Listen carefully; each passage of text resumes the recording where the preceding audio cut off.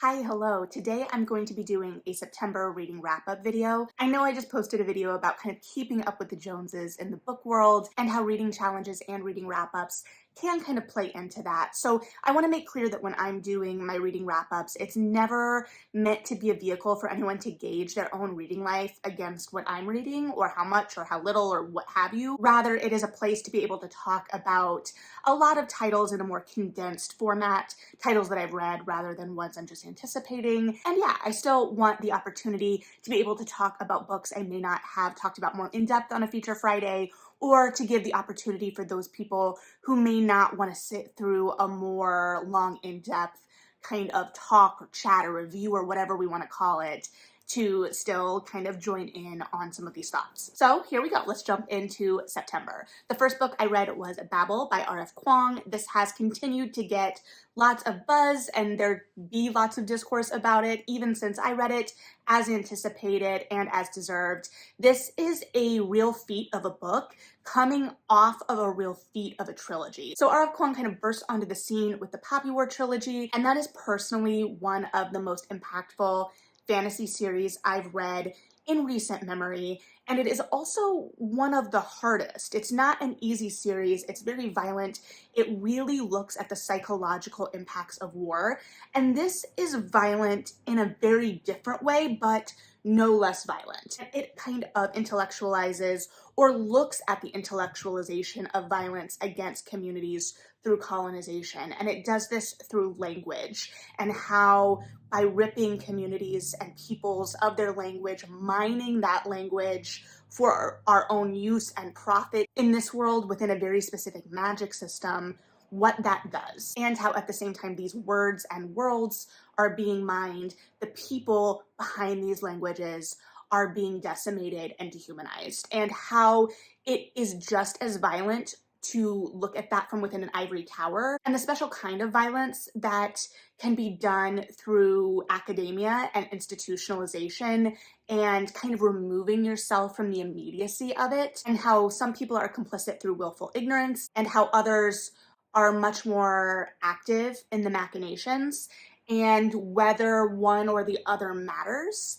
And it's a feat of a book for sure. I have heard some critiques of the magic system in it from readers within the past couple weeks, and of course all of this is going to be highly subjective, as everything is. It is a little bit more intellectualized. It is a fascinating magic system, but we are not going into this world to be kind of blown away or wowed by the magic. Rather, the magic is another way of us really looking at the root problem. And like I said, a lot of this is very intellectualized. However, the magic system didn't fall for me personally as a reader into the problem I sometimes have with magic systems, where we kind of fall into this rabbit hole of explaining the magic system and it being very convoluted and it taking me out of the story.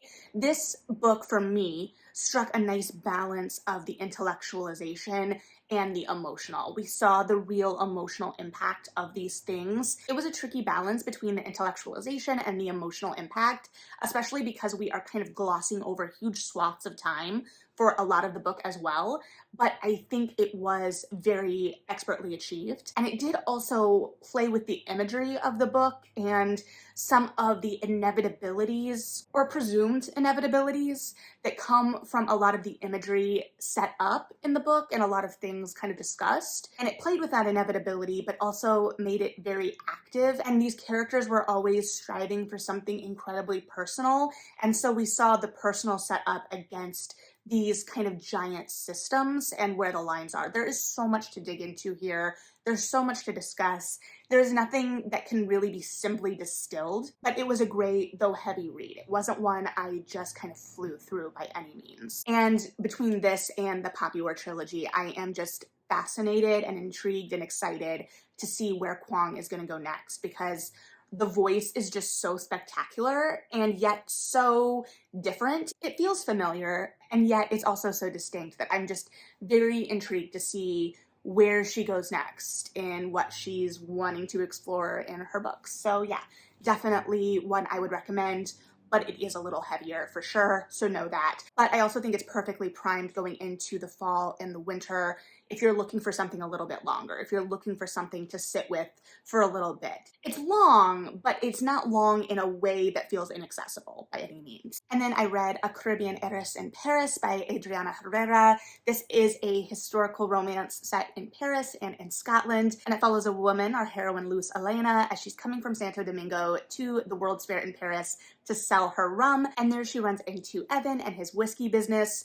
And Evan is also in the midst of a plot against his father, and he does not plan to fall in love. And yet Luz Elena catches his eye, and then in his plotting, it becomes evident that a marriage could help him. And it also becomes evident through his conversations with Luz Elena that a marriage could help her. And thus we have a marriage of convenience within a new setting with vibrant side characters. And this book was just so much fun. And we did have a title involved, but also because our characters were involved in the liquor trade, we got to see a lot of that as well. We got to see them going to places, especially Luz Elena, trying to gain connections and build the business. And I thought that that was a lot of fun. And then we also got to see Luz Elena have her independence through that, and how Evan really respected her independence and what she needed to do for the business and what mattered to her. It was just really well done. I loved the main couple, and it was also incredibly sexy. I mean, we were at the Paris World's Fair when the Eiffel Tower debuted. So, you know, draw your own conclusions from there. I don't think I need to spell that out for you. Just know. And then I reread The Essex Serpent by Sarah Perry to watch the TV show, which I did talk about. Having reread this now, one, I definitely liked it better than her follow-up Melmoth, although the concept of that book still is so good. I don't know. We're not talking about that book.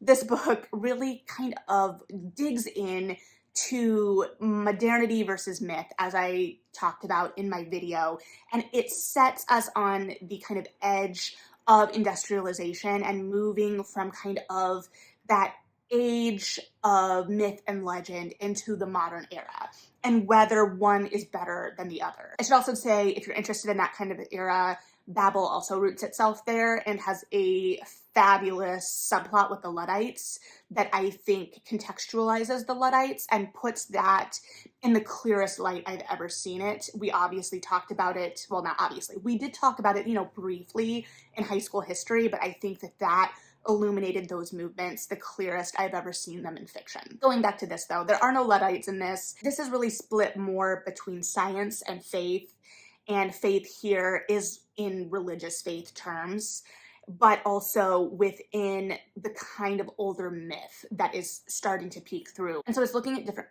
kinds of faith. And to me as a reader, I don't think this book aims to draw big conclusions. We do get answers to the serpent here. On my reread, I didn't remember that we got two kind of answers, to the point where it's like, was that second piece necessary? The show gets rid of that second piece, which I do think makes sense because narrative structure-wise and pacing-wise, it wouldn't have made as much sense in the show, I don't think. Here, we're moving much slower, and it does feel like it kind of mirrors a 19th century novel of this time. And we're very focused on the characters and their journeys, and everything else is used to kind of shape those journeys and also reflect those journeys in, you know, whatever illusion type ways we want to think about them. But I do think that the novel is a lot more subtle than the show. I'm not saying it's the most subtle and that there aren't moments that feel a little heavy-handed, but it definitely feels a lot more languid, and it's not interested in the answers as much as the questions,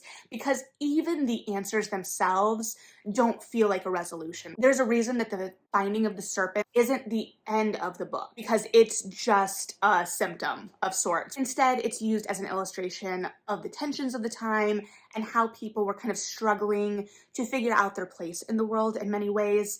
And I think a lot of those tensions do mirror things today. We're really not as far removed from this as we want to think we are. So it's this kind of constant struggle of belief and what brings comfort at a kind of tension point and a point of change that is also mirrored in all of our characters. All of our characters are at a point of change in some way in their lives, Cora with the death of her husband, and a lot of the other change in the book can feel born of Cora in that world or with those people, but I don't know if it is that simple. Additionally, in my second read, I think I had much more appreciation for a lot of the side characters. So I enjoyed this still the second time, and I'm definitely glad I reread it before watching the show, because while I had a memory of the feel of the book and some of the twists, and definitely I had a remembrance mostly of that moment where Will goes at a church pew with the serpent in it with a chisel, I didn't have enough memory, I don't think, to have really picked up on the differences in the show if I had just been going in with my kind of recollection of the first read of the book. But if you're interested in more discussion about the book versus the show, I talked about that a couple weeks ago as well. And then I read A Wizard's Guide to Defensive Baking by T. Kingfisher, who I know is a big name in fantasy right now, and this is my first of her books. So we read this for book club. It is a middle grade title about a young girl, Mona, who is a magician but can only deal in bread, basically, baked goods. I think bread. And so she wakes up to go start the work in the bakery one very early morning and discovers a dead body. And I can see how this was a little hard to shop as a middle grade, potentially at first, because I think there is an author's note that talks about the kind of journey of this book. I didn't have it in either the audio or digital version of the book that I checked out from the library, or at least I didn't see it. But my friends who got the physical copy of the book for book club did have it, and we read it at book club, because we start out with a dead body. And by the rules of middle grade as I knew them, based on the way it was explained, because it has a comedic tone to the voice for sure. I thought for sure that dead body wasn't going to actually be a dead body, but it was. So this was middle grade, but it was a little bit cozy mystery, a little bit fantasy. And even though the magic system is bread and there is a humor in that that really permeates the book and a levity to the tone, there are some visuals that are a little bit more visceral potentially for young readers. For instance, there is a side character, an important side character, whose magic is raising dead horses. And so she has a horse that she has had and is like stuffed with old cloths. And I think that that would be a potentially very spooky image as a kid. However, I also think it's the exact kind of macabre and weird that a lot of kids would be drawn to. There is a reason scary stories to tell in the dark, specifically the version from like the 90s and 2000s with the really scary drawings, is so popular. What I did really appreciate about this book is that the magic system was so specific. Mona could only work with bread, and that was just the thing. She also had like a sidekick of both a sourdough starter and a gingerbread man. And there were so many humorous moments in terms of magic related to bread and what they kind of maneuvered together in terms of her power there. And it was also used to look at the kind of corruption and ineptitude of those in power in this city. Mona is constantly like, I'm 14 and my only magic is bread. Some of my book club members did notice that the I'm 14 bit was reiterated potentially a little too much. And I think the age range or the age of Mona was something talked about in that author's note in terms of when they were trying to sell the book, wanting her to be older and then younger. And I think we landed somewhere in the middle, but the voice sometimes sounds a little younger. I don't think that's necessarily a bad thing, but is something to be of note. So this book sees a 14-year-old bread magician, Mona, up against a corrupt and inept government and an assassin going after those with magic. So the stakes are high here, even amidst the humor, but we also get scenes like Mona and her friend that she makes along the way climbing up a garderobe. So it was a lot of fun, and one of T. Kingfisher's other books, I believe this year's title, went on sale on Kobo while I was reading this, and I made sure to snatch it up. So hopefully I will read more in the near future, but no promises, as always. And then I read The Hacienda by Isabel Cañas, which follows Beatrice as she goes with her new husband to this very remote hacienda. Mexico is still in the midst of political turmoil and revolution, and Beatrice's father had been assassinated based on his politics. So she views this marriage as a way to gain stability, get away from the family that her and her mother had found refuge with, but that did not treat them well, and basically made sure to remind them at every opportunity of their status or lack thereof. And then Beatrice catches the eye of someone higher up in the new government or the current government. But more importantly, he owns a hacienda. And she views this, like I said, as some stability, some protection, and a way for her to build a future for her and her mother and gain that safety. Her mother does not support this match. She had a love match and she does not trust the man that Beatrice is marrying. From the minute Beatrice steps foot on this property, things are not as she anticipated. For one, she is almost immediately introduced to a sister-in-law that she didn't even know about. And then weird things start to happen that only escalate after her husband returns back to the city. She opens her chest of wedding linens to find them drenched and soaked and sitting in blood, only to go back later and then be perfectly fine. She thinks that she discovers a body buried in the wall, only to go back and there being no break in the wall. So as she goes to the priests in town to try and gain their help against this spirit that she believes is in this house, she is already being questioned in her rightness of mind. However, she encounters Padre Andres, who grew up on this land and has secrets of his own that have forced him into the priesthood in a way as a form of protection. And he believes her and knows that there's something else going on. And the setting of this is fantastic in terms of kind of the political unrest, as well as the look at class. We are just after the end of the Spanish Inquisition, which is touched on, but I almost wish it had been explored a little further, especially as related to Andres, and that had felt a little bit more charged in some ways. All of the ideas here were fabulous, and there was some brilliant imagery and atmosphere built. I do wish that some of the characterization had felt a little bit more, and I think it's hard because it is a very fast-paced novel, so we were really driving with the action. However, at times it could feel like the characters were doing what they had to do to get to the next action beat, rather than it feeling rooted in them as characters. And I don't know how to perfectly articulate it. I just wish that they had been built out a little bit more. And I don't think it necessarily would have bogged down the pacing. I think too, the romance in here, or the hints of romance, or the flirtation, I can see how when you're in this really dangerous position and there is that adrenaline, you're gonna be drawn to this other person.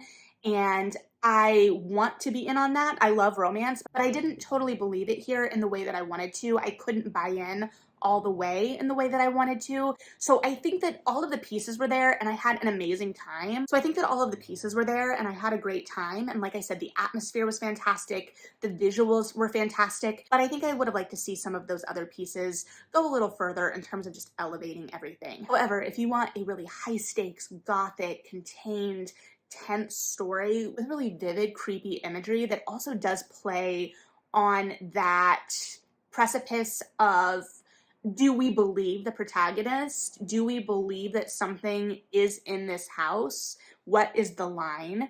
This is definitely one to check out. I would definitely recommend it. I think it's a great read for October. I just think that there were a couple of opportunities that would have really pushed it into 5-star status for me, but that doesn't mean that it won't be for you. However, in terms of things that I don't think had an opportunity to be pushed into 5-star status for me, I read The Notebook by Nicholas Sparks in order to see the Chicago Shakespeare musical that premiered. The musical was fabulous, and I talked about that more in depth as well. Let's talk about this book for a second.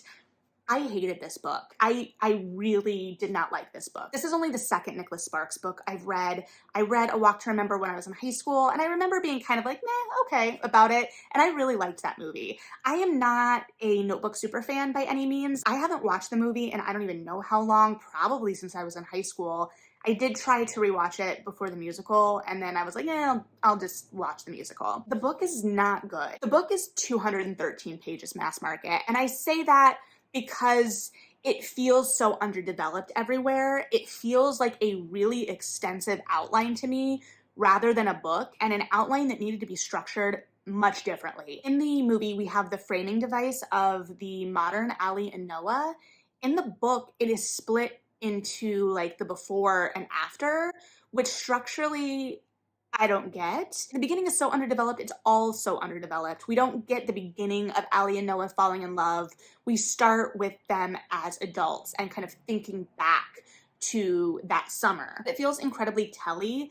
I am supposed to believe in this love because I'm being told that the love exists rather than shown that the love exists. I don't get to spend any significant time understanding these characters as people. They are incredibly flat. We have a romanticized version of the South at this time, which doesn't really sit well with me. I think a romanticized version of anywhere at this time. This idea that people lived simpler back then, things were slower and it just doesn't feel true or honest. It feels like a fantasy. And I love romance and I love the fantasy of romance. And I recognize that often romance is a fantasy. But because this never roots me in the characters and their journey, I can't buy into that fantasy. And there are some fantasies that maybe I just can't buy into. I don't know. Additionally, and I said this in my examination of the musical, in the book, it's like 213 pages. We don't get Allie's name until around page 25,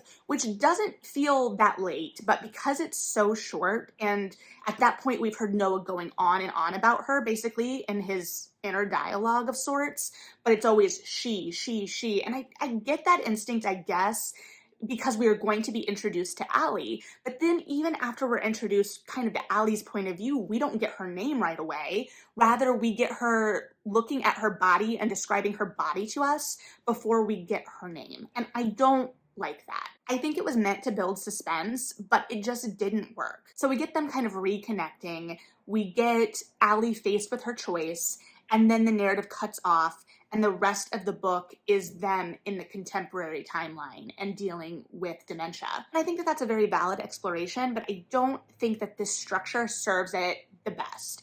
I do think the framing device makes the most sense and keeps us actively engaged with the story, and it keeps the characters driving their story rather than it getting kind of maudlin. And the musical did impact me a lot more than I anticipated. One, because it really leaned into that framing device and it told its story as a memory play, which is what I was anticipating, but is also what I think is the most impactful. That idea that you can move in and out of those memories and engage and interact with them in the same space. And so while I do appreciate the importance of that story and giving respect and honor to that time, I also think it's important to celebrate the entire life. And the way this book structures itself, I don't think it's the celebration it aims to be. And on top of that, I just didn't connect with the writing at all. It felt very blunt. It felt very surface level. It would have been perfect if I was reading A Chicken Soup for the Soul back in the day, but as a modern reader, it didn't resonate with me at all. And I felt kind of vindicated in that I think that Nicholas Sparks is kind of a jerk of a human. I read this book because I wanted to be able to analyze the adaptation of this book. And on one hand, I'm glad it was very short because I did not enjoy my experience with it. On the other hand, I think that the shortness was also a symptom of the poor writing. That is not to say that all books that are short are poor writing, because I do not believe that at all. Some of the best books I've read are very short and very intentional with their language, and they know how to utilize every word to pack a punch and really get a point across. This book was not that. This book was not that. So I don't know. If you're like me and had not read this, hadn't been to the party, I don't think we were missing a party. I don't think you're missing a party. It's up to you though. And then also short, but an actual romance, I read Butterfly Swords by Jeannie Lynn for my romance book club. We had to postpone our meeting about this, so we haven't talked about it yet. But this follows Ailey as she is escaping an arranged marriage in which she has found out something about her soon-to-be husband that puts him as a political adversary to her father and her family. And in her effort to get home to kind of warn her family, she encounters Ryam. So I really enjoyed the writing of this. This is a Harlequin romance, which I admittedly don't have a whole lot of history with.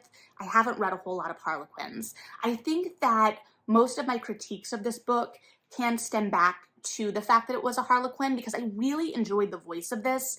I really enjoyed the characters, and I think that Lynn covered a lot of narrative ground within the Harlequin page limit. However, because Harlequins are shorter, the pacing is faster and there isn't as much development as I'm used to. I kind of grew up and cut my teeth as a romance reader on Avon romances, and so I am very used to that pacing, and this is just not going to be that pacing. Also, Ryam is a white man. I don't think it ever gives us a definitive of where he's from.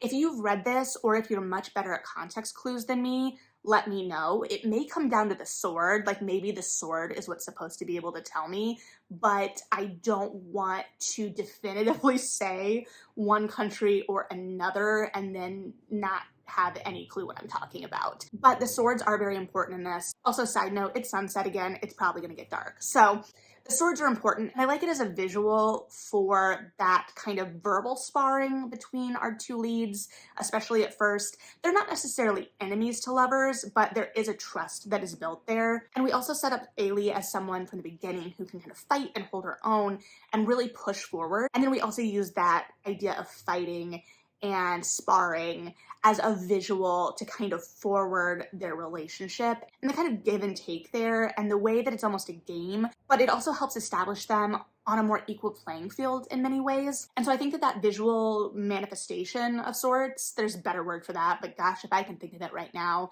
is really important in something like this where the pacing is so quick, because it gives us as readers a kind of shorthand for the relationship and forwarding the relationship before we get to anything that's more intimate, which we get much later. And I don't think that that is typical of Harlequin pacing, in that I don't think that that is necessarily something that's standardized. Although I did read a really interesting tweet from someone who is much more familiar with Harlequin, and gosh, if I remember who at this point, so I apologize, talking about whether the sex scenes tend to end up falling on the places in a Harlequin where the note cards would be. I read this in digital, so I don't really know where those are in a physical book, and if they occur in more than one place. Like, is there generally only one sexy scene in a Harlequin, depending on the Harlequin line? I know that the Desire line is generally a higher heat. I don't know. I don't have that expertise with Harlequins, so I apologize. If you do, let me know. But this is definitely a series that I would be interested in continuing with Harlequin. And like I said, we did cover a lot of narrative ground in this. Lots of things happened, and it happened in a very smooth manner that felt natural, and the plot progressed and our characters progressed and the relationship progressed. I just personally, I think, would have loved to see all of it built out more in a longer form. And then I read Portrait of an Unknown Lady by Maria Gainza, and this is translated from the Spanish by Thomas Brunstad. And this follows our narrator as she is tracking down a renowned forger in the Buenos Aires art world. The way the blurb is written makes it sound like it's a little bit more literary heist than it is, but it also talks about in the blurb how it is a little bit of an impressionistic take. So we get these swaths of the thing. It definitely feels very experimental in its form while still feeling like a cohesive piece, a cohesive narrative. I'm glad that it gave me the kind of roadmap of the impressionism bit so that I had an idea of how to center myself in it. I definitely think it's a great place to go if you're looking for some narratives that aren't necessarily Aristotelian in plot structure, because it still feels very accessible while being experimental as well.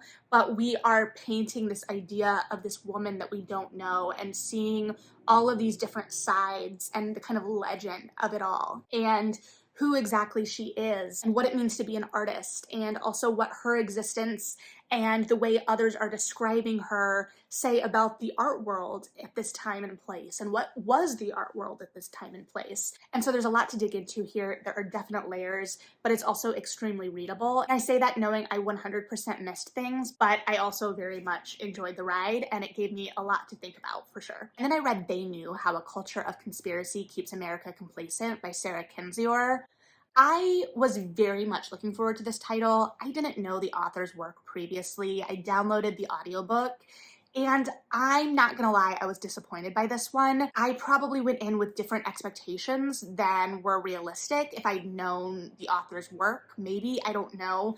I think I was expecting something that looked a little bit more at the history of conspiracy within America and how that led us to the current moment, rather than really rooting us in the current moment and feeling a little bit like an I told you so, which I could understand the instinct of, but it wasn't helpful. I think I was expecting something a little bit more in the vein of Fantasyland, maybe pulling on the current moment a little more, but still tracing the history of the conspiracy theory and the conspiracy theorist a little more actively. I did appreciate the exploration of how the world of conspiracy theory really obscures and hides and excuses modern bad actors, but it didn't give enough context to that, and it really rooted us in modern conspiracies, though none of the ones that I would really be interested in gaining more insight into from a safe distance. I think there is something to be said about being able to unpack and study these conspiracies from a safe distance. One, because it's so easy to accidentally get down rabbit holes on the internet, and two, because of the psychological impacts. But again, I think that I was interested in this book exploring more historical parallels that I don't think it was interested in exploring, and that wasn't the point of it. To be fair, I don't know that the title necessarily lends itself to that either, so that could have been just me projecting what I was interested in onto it. But ultimately, this just wasn't very satisfying for me because it didn't feel like I really walked away with any really new knowledge, nor did it make me feel like it really gave me action items or new ways of looking at something or things to be aware of and on guard for. Rather, like I said, it just kind of felt like one big I told you so. And if I had been screaming about this, I can see the catharsis in the I told you so, but as a reader, the I told you so just wasn't super compelling to me. So I don't know, take that as you will. If you've read this, I'd be very interested to hear your thoughts on it for sure. And then I read The Scoundrel Falls Hard by Sophie Jordan. This is the third in the series that included The Rake Gets Ravished. I have not read the first book in this series, but I did want to read this one because it follows Gwen Cully, who is our local blacksmith, and her love interest in this book is a con man, Kellen. He had been posing as the son of the local duke, or it should be said his father had been posing as the duke. He escapes in the night when his ruse is discovered, leaves Kellen holding the bag, so to speak, and he is kind of thrust into Gwen's orbit when the whole town comes demanding his life, basically. And she ends up saving him from the gallows and this mob by saying that they are in love. And the actual Duke kind of comes to the rescue and basically is like, all right, if you're in love, then get married and post the wedding bands immediately. And so they are on this countdown. And Gwen expects him to escape immediately and for nothing to happen. But she could also use some help with her blacksmith business because there is a rival blacksmith in town that has been causing trouble, stealing customers, and just won't leave her alone, wants her to marry one of his sons and kind of consolidate this business, and is just a general all-around creep. So Gwen and Kellen team up, agree to have a marriage of convenience basically for a year, and things spiral from there. And of course, feelings get involved as they are kind of constantly drawn together like magnets and are making out, and Gwen will pull back and be like, no, we can't have this. And so she's really trying to fight against that physical attraction. And then we've also got Kellen trying to fight against his physical attraction. So they inevitably fail at their fight against the physical attraction. That's not a spoiler alert. I'm sorry, they fail. I'm sad to say this wasn't a hit for me. And that's a bummer for me to say because I was really excited by the idea of our love interests being a scoundrel and a working woman. But I think it comes down to the pacing of this being off. One, that initial kind of like setup of getting Kellen away from this mob took like a fourth of the book. And so the pacing of this just feels all off. And because of that, I never felt the draw between Gwen and Kellen, and their love never felt believable to me. Their connection never felt believable. And I feel like Kellen as a scoundrel, as someone who was caught in a lie at the beginning of the book, that transformation was very interesting to me, but also I think has to be kind of delicately finessed. And I don't think it was as delicately handled here as I would have liked to see. I don't think it was as nuanced as I would have liked to see. I really would have liked to get more into the emotional interiors of these two characters, and I don't think we really got that. I did really enjoy the outside antagonists. However, even that felt like it petered off. Like we put so much focus into this rival blacksmith, and then it just kind of died off at the end. There was no like grand standoff with him, so to speak, or really conclusion to that storyline. And the ending just felt kind of rushed. So I would have liked to see it all developed a little bit more because I really liked the instincts of the book, the setup of the book. It just ultimately, unfortunately, wasn't executed in a way that I felt like that love story was believable or that I felt really drawn into it. So I don't know, a bummer for sure, but that's how I felt. That doesn't mean, though, again, that's how you're gonna feel. So definitely one that may be worth checking out, especially if you're looking for a little bit more non-traditional love interests at the center of a historical romance. And then I read Genderqueer by Maya Kobabe because September had Banned Books Week, though I was belated in getting this done for Banned Books Week because this has been one of, if not the most challenged book recently. I think for 2021, ALA did release that this was the most challenged title. So I wanted to have an idea of what the hubbub was about. And, you know, probably unfortunately the expected, because Kobabe's memoir is incredibly personal. And this is one of those examples because this is a memoir of telling someone potentially that their lived experience is inappropriate. But this asks readers to really engage with ideas of gender and just ideas about our bodies and how our bodies function as young people, period, that unfortunately a lot of people are afraid of. However, this book is incredibly important for so many readers, and I imagine it makes so many readers feel incredibly seen, especially because this is a memoir. He talks about some of the books he read growing up that dealt with the queer experience, and it was very limited. We are of a similar generation time period, and I looked very closely at those panels that listed all of the books he read, and it was a different time for sure. And so this book offers an experience and a reflection of an experience that a lot of readers haven't had access to. And I think the graphic novel format is incredibly important because it gives visuals and visual representation to a lot of these experiences and is able to contextualize them in that way and own them and claim them. And so I think that this is an incredibly important book, and I also think that it is an incredibly vulnerable book. So I had been meaning to get to this one, and I am glad I finally did. And now that the sun has set, let's talk about the last book I read this month, which is Alive at the End of the World, a poetry collection by Saeed Jones.